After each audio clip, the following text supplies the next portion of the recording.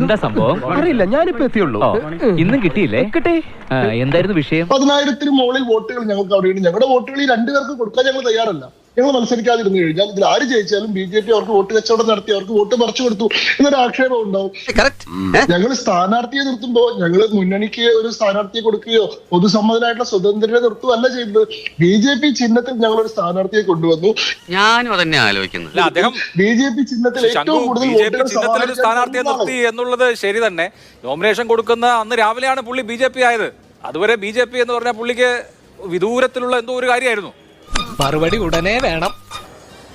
തെരഞ്ഞെടുപ്പിന്റെ തലേന്ന് പാർട്ടിയിൽ ചേർന്നിട്ടുള്ള ആളുകൾ പാർട്ടിയുടെ വക്താക്കളായിട്ട് ചർച്ചയിലൊക്കെ പങ്കെടുക്കുന്നുണ്ട്. അതൊന്നും നമ്മുടെ രാഷ്ട്രീയത്തിൽ പാടാത്ത കാര്യമൊന്നുമല്ലല്ലോ. അദ്ദേഹത്തിന് അന്നാണ് BJP ആണ് ശരിയായിട്ടുള്ള ഓപ്ഷൻ. മറ്റത്രയും കാലം പ്രവർത്തിക്കുന്ന ഓപ്ഷനുകൾ ശരിയല്ലെന്ന് അദ്ദേഹത്തിന് തോന്നി. അദ്ദേഹത്തിന്റെ നിലമ്പൂരിലെ സ്റ്റാൻഡിങ് എന്താണെന്നുള്ളതല്ലേ ചോദ്യം. അദ്ദേഹം കേരള കോൺഗ്രസിന്റെ വളരെ ശക്തനായിട്ടുള്ള നേതാവായിരുന്നു. കേരള കോൺഗ്രസ് ബിയുടെ സംസ്ഥാന സമിതി അംഗമായിരുന്നു. കൂടുതൽ ശരിയാണ്. ചുങ്കത്തറ മാർത്തോമ കോളേജും അതിന് ചുറ്റുപാടുള്ള കമ്മ്യൂണിറ്റി എന്നുണ്ട്. പക്ഷെ അത് നമ്മൾ ന്യൂമറിക്കലായി നോക്കിയാൽ താങ്കൾ പറയുന്ന പോലെ ശംഖു വളരെ വലിയ അല്ല, ചെറു ന്യൂനപക്ഷമാണ്. ഇനിയിപ്പോ മാർത്തോമക്കാരെല്ലാവരും NDAക്ക് വോട്ട് ചെയ്താൽ പോലും നിങ്ങളുടെ സ്ഥാനാർത്ഥി ജയിക്കില്ല. അല്ല നോക്കൂ, ഞങ്ങൾ ഏതെങ്കിലും ഒരു മതത്തിന്റെ മാത്രം വോട്ട് പ്രതീക്ഷിച്ചിട്ടല്ല. കേരളത്തിൽ നിലനിൽക്കുന്ന രാഷ്ട്രീയ സാഹചര്യം ചില പ്രത്യേക വിഭാഗങ്ങളിൽ ഉണ്ടാക്കിയിട്ടുള്ള മുനമ്പം വിഷയം ഈ പറയുന്ന നിലമ്പൂർ മണ്ഡലത്തിൽ മാത്രമല്ല കേരളത്തിൽ ഉടനീളമുള്ള ക്രിസ്ത്യൻ സഹോദരങ്ങൾക്കിടയിൽ വലിയ തരത്തിലുള്ള ആശങ്കയും രണ്ട് മുന്നണികളോടും വിപ്രതിപത്തി ഉണ്ടാക്കിയിട്ടുള്ള വിഷയമാണ്. അവിടെ 600ഓളം കുടുംബങ്ങളുടെ കാര്യത്തിൽ ഈ രണ്ട് മുന്നണികൾ എങ്ങനെയാണ് വഞ്ചനാപരമായിട്ടുള്ള സമീപനം സ്വീകരിച്ചത്? ഈ പറയുന്ന ഓപ്പറേഷൻ സിന്ദൂറിന്റെ കാര്യത്തിൽ കോൺഗ്രസ് ആവട്ടെ LDF ആവട്ടെ എടുത്തിട്ടുള്ള സമീപനം അത് ദേശസ്നേഹമുള്ള നിലമ്പൂരിനെ മാത്രമല്ല കേരളത്തിലെ മുഴുവൻ ജനങ്ങളെയും ബാധിക്കുന്ന ഒരു പ്രശ്നമാണ്. ഇവിടെ മലപ്പുറം ജില്ലയിൽ നിലമ്പൂർ ഉൾപ്പെടെയുള്ള പ്രദേശങ്ങളിൽ അതിരാവിലെ വ്യായാമം ചെയ്യാൻ പോകുന്ന ആളുകളിൽ മുസ്ലിങ്ങളുടെ എണ്ണം കൂടുതലുണ്ട് എന്ന് കരുതിയിട്ട് അവരൊക്കെ തീവ്രവാദികളാണ്, അത് തീവ്രവാദ പരിശീലനമാണ് എന്നും പറഞ്ഞ CPMന്റെ നിലപാട് അവർ പിൻവലിച്ചിട്ടുണ്ടോ?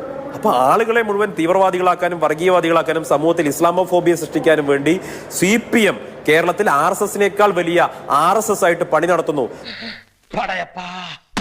തൃശ്ശൂരിൽ BJPയെ വിജയിപ്പിക്കാൻ വേണ്ടി കേരളത്തിലുടനീളം CPMഉം BJPയും തമ്മിൽ ഉണ്ടാക്കിയിട്ടുള്ള അന്തർധാര ഇന്ന് പൊതുസമൂഹത്തിൽ വ്യാപകമായിട്ടുള്ള ചർച്ചയാണ്. അത് തീർച്ചയായിട്ടും നിലമ്പൂരിലും സ്വാധീനിക്കും. ഞങ്ങൾക്ക് പിണറായി വിജയൻ സർക്കാരിന്റെ ജനവിരുദ്ധ നയങ്ങളെ തെരുവിൽ വിചാരണ ചെയ്യാൻ കിട്ടിയ അവസരമായിട്ടാണ് ഞങ്ങൾ ഇതിനെ ഉപയോഗപ്പെടുത്തുന്നത്. മറുവശത്ത് BJP തെരഞ്ഞെടുപ്പ് തുടങ്ങുന്നതിന് മുമ്പ് തന്നെ BJPയുടെ സംസ്ഥാന പ്രസിഡന്റ് പറഞ്ഞു ഞങ്ങൾക്ക് ഇവിടെ സാധ്യതയില്ല, ഞങ്ങൾ പരാജയപ്പെടും എന്ന് പറഞ്ഞു. ഞങ്ങൾക്ക് സ്ഥാനാർത്ഥിയെ നിർത്താൻ താല്പര്യമില്ല എന്നുള്ള രീതിയിലാണ് പുറത്തു വന്നിരുന്നത്. സാധാരണയിൽ ഒരു പാർട്ടിയുടെ ഒരു നേതാവും പറയാത്ത ഒരു കാര്യമാണ് അദ്ദേഹം പറഞ്ഞത്. അതിൽ വ്യാപകമായിട്ട് വിമർശനം പാർട്ടിക്കകത്തുനിന്ന് മുന്നണിക്കകത്തുനിന്നുണ്ടായി എന്നാണ് ഞാൻ വിചാരിക്കുന്നത്, ഞാൻ മനസ്സിലാക്കുന്നത്. അപ്പൊ അത്തരത്തിലുള്ള പ്രശ്നങ്ങൾ അദ്ദേഹത്തിന് ഞാൻ അവർക്ക് ആരെ സ്ഥാനാർത്ഥിയാക്കണമെന്നൊക്കെ ആ മുന്നണിയുടെ താല്പര്യമാണ്. പക്ഷെ ഒരു കാര്യം പറയാം, ഇന്നലെ ഏതെങ്കിലും വിഭാഗത്തിന്റെ ഭാഗമായിട്ട് ആ പക്ഷത്തിന് വേണ്ടി സംസാരിച്ച ശേഷം പിറ്റേന്ന് പോയി അതല്ലെങ്കിൽ വേറൊരു പാർട്ടിയിൽ ചേർന്നതിനോ വേറൊരു നിലപാട് സ്വീകരിക്കുന്നത് പോലെയല്ല. രാവിലെ ഒരു പാർട്ടിയുടെ ഭാഗമായിരുന്ന ഒരാളെ ആ പാർട്ടിയിൽ നിന്ന് രാജിവെപ്പിക്കാതെ കൊണ്ടുവന്ന് സ്ഥാനാർത്ഥിയാക്കുന്നത് എന്റെ വിഷമം നിങ്ങൾക്ക് ആർക്കും മനസ്സിലാവില്ല. പാരമ്പര്യമുണ്ട് നിലമ്പൂരിലെ. ഞാൻ നേരത്തെ പ്രവർത്തിച്ചിരുന്ന പാർട്ടി എന്നുള്ള എനിക്ക് കൃത്യമായിട്ട് അറിയാം. വളരെ ആഴത്തിലുള്ള സംഘപരിവാറിന്റെ പ്രവർത്തനം ഉണ്ടായിട്ടുള്ള പ്രദേശമാണ്. അപ്പൊ ആ പ്രദേശത്ത് ഒരു സ്ഥാനാർത്ഥിയെ നിർത്തുമ്പോൾ മറ്റൊരു പാർട്ടിയിൽ നിന്ന് ഔട്ട്സോഴ്സ് ചെയ്ത് കൊണ്ടുവരേണ്ട ഗതികേട്ടിലേക്ക് BJP എത്തിയിട്ടുണ്ടെങ്കിൽ അതിന് പുറകിൽ CPMുമായിട്ടുള്ള ഒരു അഡ്ജസ്റ്റ്മെന്റ് ആണെന്ന് ഞങ്ങൾക്ക് കൃത്യമായി മനസ്സിലാകുന്നുണ്ട്. എന്ത് പ്രഹസനമാണ് സജി. ഞങ്ങൾ ഈ തെരഞ്ഞെടുപ്പിൽ അത്യുജ്വലമായ വിജയം നേടാൻ പോവുകയാണ്. നിങ്ങൾ ഇങ്ങനെ ആഗ്രഹിക്കേണ്ട. അഭിലാഷിന് ആഗ്രഹം ഉണ്ടാകാം, ഒന്ന് സ്വരാജ് ജയിച്ച് കണ്ടിരുന്നെങ്കിൽ ഒരു ആഗ്രഹം ഉണ്ടാകാം. പക്ഷെ അതൊന്നും നിലമ്പൂരില് നടപ്പാകാൻ പോകുന്നില്ല. നിങ്ങൾ പാലക്കാട് സരിന് വേണ്ടി അത്യധ്വാനം ചെയ്തതുപോലെ പുതുപ്പള്ളിയിലും അതുപോലെ തൃക്കാക്കരയിലും ഒക്കെ ഇടതുപക്ഷത്തിന് വേണ്ടി കേരളത്തിലെ ഒരു വിഭാഗം മാധ്യമ പ്രവർത്തകർ അത്യധ്വാനം ചെയ്തിട്ടുണ്ട്. അതുപോലെ നിങ്ങൾ വെറുതെ വള്ളം കോരുകയാണ്. ഉജ്ജ്വലമായ വിജയം സംഭവിക്കാൻ പോകുന്നത് എന്ന് ചോദിച്ചതേ ഉള്ളൂ. എന്നാലും നിനക്ക് അങ്ങനെ പറയാൻ തോന്നിയല്ലോടാ? എനിക്ക് തോന്നി പറഞ്ഞു. നിന്റെ കുറ്റപ്പെടുത്തൽ കേട്ടാ തോന്നും ഇതൊക്കെ എന്റെ ആവശ്യമാണ്. അപ്പുറത്തെ കൂട്ടരോട് വേണ്ട, വെറുതെ കഷ്ടപ്പെടണ്ട. എന്തായാലും നിങ്ങൾക്ക് എന്താ തോറ്റൂടെ എന്ന് എനിക്കറിയില്ല. എന്തായാലും ഇലക്ഷന്റെ റിസൾട്ട് വരട്ടെ. ഞാനിപ്പോൾ ആർക്ക് വേണ്ടിയിട്ട് അധ്വാനം നടത്താൻ ഉദ്ദേശിക്കുന്നില്ല. രണ്ടു കൂട്ടരും ജനാധിപത്യമല്ലേ, രണ്ടു കൂട്ടരല്ല 4 കൂട്ടര്. ആർക്കാണോ ജനങ്ങളുടെ വോട്ട് കിട്ടുക മാത്രം നടത്തുന്ന പോരാട്ടമാണ്. ഓക്കെ, ജയിക്കട്ടെ.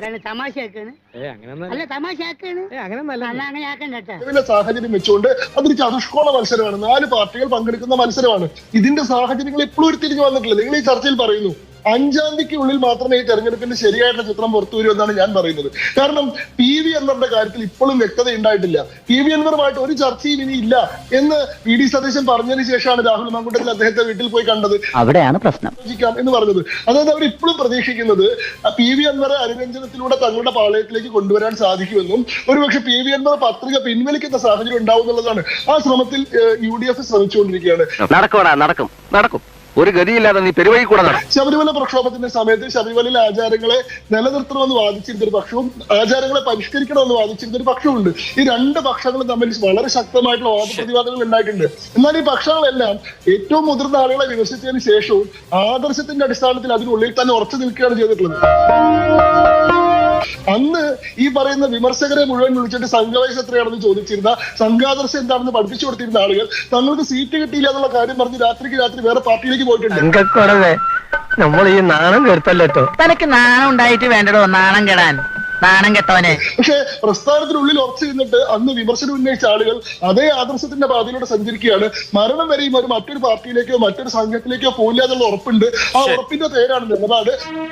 ഇത് പറഞ്ഞാൽ മനസ്സിലാകില്ല. ആ നിലപാടെടുക്കാനുള്ള ആർജവത്തിന്റെ പേരാണ് ആദർശ ശുദ്ധി. അത് എല്ലാവർക്കും മനസ്സിലായിക്കൊള്ളുന്നില്ല.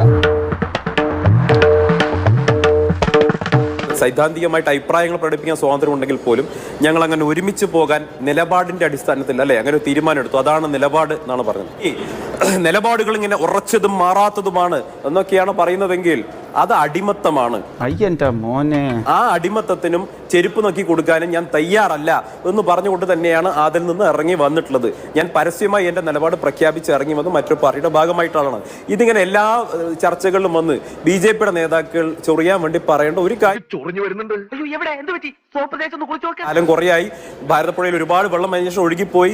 നിങ്ങൾക്ക് ഇതിങ്ങനെ പറയേണ്ടി വരുന്നത് നിങ്ങളുടെ കഴിവുകേട് എന്ന് എനിക്ക് പറയാനുള്ളൂ. നിങ്ങൾ വീണ്ടും തുടർച്ചയായിട്ട് പറയേണ്ടി വരുന്നത് ഞാൻ മൃഗത്തെ വേണേ കണ്ടോ, അങ്ങോട്ട് നോക്കിയാ മതി, അവിടെ ഇടയ്ക്ക് വരാം. നോക്കൂ, രാത്രിക്ക് രാത്രി സ്ഥാനം കിട്ടാത്തതിന്റെ പേരിൽ കൂറുമാറിയതിന്റെ കളങ്കം തീർക്കാൻ ഒരു പാർട്ടിയിൽ മുൻപേ ഉണ്ടായിട്ടുള്ള, ഒരു സംഘടനയ്ക്കുള്ളിൽ മുൻപേ ഉണ്ടായിട്ടുള്ള അഭിപ്രായ വ്യത്യാസങ്ങളുടെ പേരിൽ ആളുകളെ പരിഹസിച്ചാൽ മതിയാവും എന്ന് അദ്ദേഹം വെറുതെ ധരിക്കുകയാണ്. സമിതിയാണ് ശബരിമലയിലെ ആചാര പരിഷ്കരണത്തിനെതിരെ ഏറ്റവും ശക്തമായിട്ടുള്ള സമരം കേരളത്തിൽ നടത്തിയത്. ആ സമരത്തിൽ ഈ പറയുന്ന അന്ന് ഓൺലൈനിൽ അങ്ങോട്ടും ഇങ്ങോട്ടും വാദപ്രതിവാദം നടത്തിയിരുന്ന രണ്ടു കൂട്ടരും ഒന്നിച്ചുണ്ടായിരുന്നു.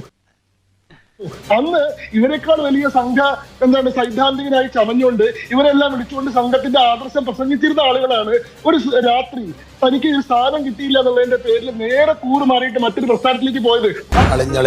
നിലപാടാണ്, അത് ആർജവമാണ്, അത് അടിമത്തമില്ലായ്മയാണെന്ന് പറയരുത്. അങ്ങനെയാണെങ്കിൽ ആദ്യം പോസ്റ്റ് ഇടുന്ന സമയത്ത് BJPക്ക് വിജയാശംസ നേരുകയും ഒരു നേതാവിനോടുള്ള വ്യക്തിപരമായിട്ടുള്ള വിഷമം മാത്രമേ തനിക്കുള്ളൂ എന്ന് പറയുകയും, എന്നാൽ മറ്റൊരു പാർട്ടിയിലേക്ക് പോയതിനു ശേഷം ഈ വിജയാശംസ തരുന്ന പാർട്ടിയെ തന്നെ തള്ളി പറയുകയും ചെയ്യില്ല.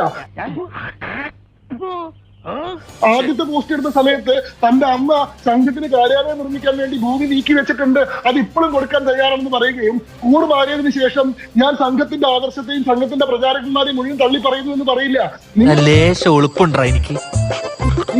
നിങ്ങൾക്ക് ഇവിടെ ഒരു സ്ഥാനം കിട്ടുമോ എന്ന് പരീക്ഷിക്കുന്നിടത്തോളം കാലം ഇതിന് തള്ളി പറയാതിരിക്കുകയും ഇതിനെ എല്ലാത്തിനെയും സ്വീകരിക്കുകയും ചെയ്തിരുന്നു. നിങ്ങൾക്ക് മെച്ചപ്പെട്ടൊരു പ്ലേസ്മെന്റ് കിട്ടിയ സമയത്ത് നിങ്ങൾ അന്നോളം അനുവർത്തിച്ച് വന്നിട്ടുള്ള എല്ലാ ആദർശങ്ങളും നിങ്ങൾ തള്ളി പറഞ്ഞു. ആ നിലപാടിന്റെ പേരാണ് കൂറുമാറ്റം. അല്പന അർത്ഥം കിട്ടിയ അർദ്ധരാത്രി കൊട പിടിക്കുമെന്ന് കേട്ടിട്ടുണ്ട്. ഇപ്പൊ അത് കണ്ടു. അതിന്റെ പേരാണ് നിലപാടില്ലായ്മ. അത് ആർജവമാണ്, അടിമത്തമില്ലായ്മയാണെന്ന് പറയരുത്. ഈ ഇരിപ്പിൽ അങ്ങോട്ട് സമാധിയായാൽ മതിയായിരുന്നു. അങ്ങനെയല്ല ഒരു സംഘടനയ്ക്കുള്ളിൽ നടക്കുന്ന ആഭ്യന്തരമായിട്ടുള്ള കലഹം. ആ കലഹത്തിന് ശേഷം ആ കലഹത്തിലെ രണ്ട് പക്ഷവും ആ സംഘത്തിനുള്ളിൽ തന്നെയാണ്.